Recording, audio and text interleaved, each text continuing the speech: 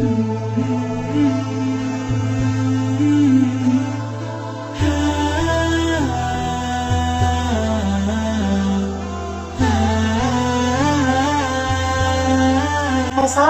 warahmatullahi wabarakatuh.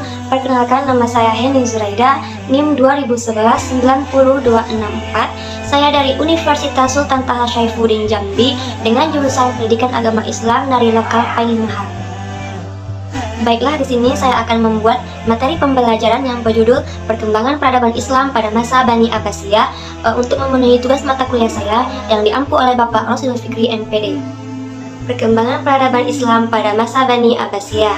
Adapun bentuk-bentuk peradaban Islam pada masa Bani Daulah Abbasiyah adalah sebagai berikut. A. Kota-kota pusat peradaban. Di antara kota pusat peradaban pada masa dinasti Abbasiyah adalah Baghdad dan Samarra. Kota Baghdad menjadi pusat peradaban dan kebangkitan ilmu pengetahuan yang banyak didatangi ahli ilmu pengetahuan untuk belajar. Di kota Samarra terdapat 17 istana mungil yang menjadi contoh seni bangunan Islam di kota-kota lain. B. Bidang pemerintahan.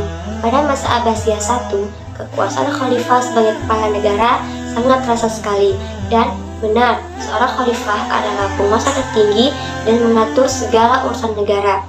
Sedang masa Abbasiyah II, kekuasaan khalifah sedikit menurun, sebab wazir atau perdana menteri telah mulai memiliki andil dalam urusan negara.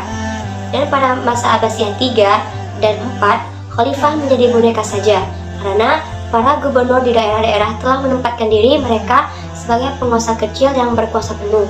Dengan demikian, pemerintah pusat tidak ada apa-apa lagi. Bangunan tempat pendidikan dan peribadatan. Di antara bentuk bangunan yang dijadikan lembaga pendidikan adalah madrasah.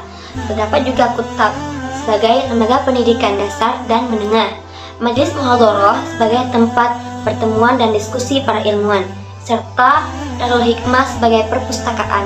Ada juga bangunan berupa tempat-tempat kepribadatan seperti masjid. Masjid saat itu tidak hanya berfungsi sebagai tempat pelaksanaan ibadah sholat, tetapi juga sebagai tempat pendidikan tingkat tinggi atau takhasus. Di antaranya adalah Masjid Cordova, Ibnu Taulan, Al-Azhar, dan lain sebagainya.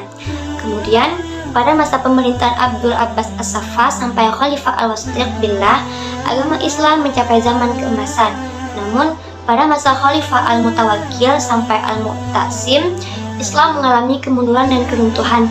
Kehancuran kelompok dinasti Abbasiyah melalui proses panjang yang diawali oleh berbagai pemberontakan dari kelompok yang tidak senang terhadap kepemimpinan Khalifah Abbasiyah. Selain kelemahan Khalifah, ada beberapa alasan, antara lain: A. Faktor internal. 1. Persaingan antar bangsa. Kecenderungan masing-masing bangsa untuk mendominasi kekuasaan sudah dirasakan sejak awal Khalifah Abbasiyah berdiri.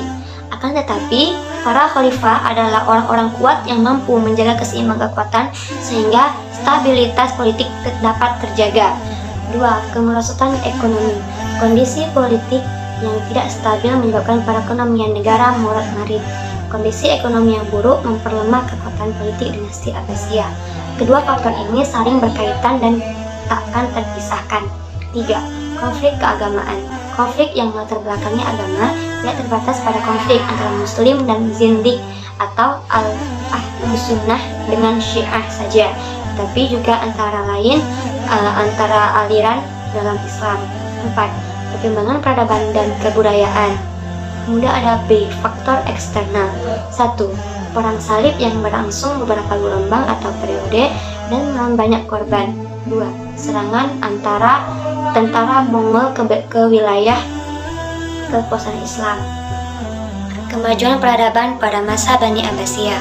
Pada dinasti Abbasiyah adalah masa keemasan Islam, yaitu dalam bidang keilmuan dan kebudayaan, di bidang ilmu maupun ilmu agama, ilmu filsafat, dan ilmu sains.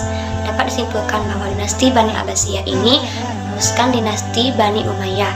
Terbentuknya Bani Abbasiyah ini terbentuk melalui kudeta atau revolusi, di mana sebelumnya telah terjadi pemberontakan antara pihak Bani Umayyah dan Bani Abbasiyah yang dimenangkan oleh Bani Abbasiyah.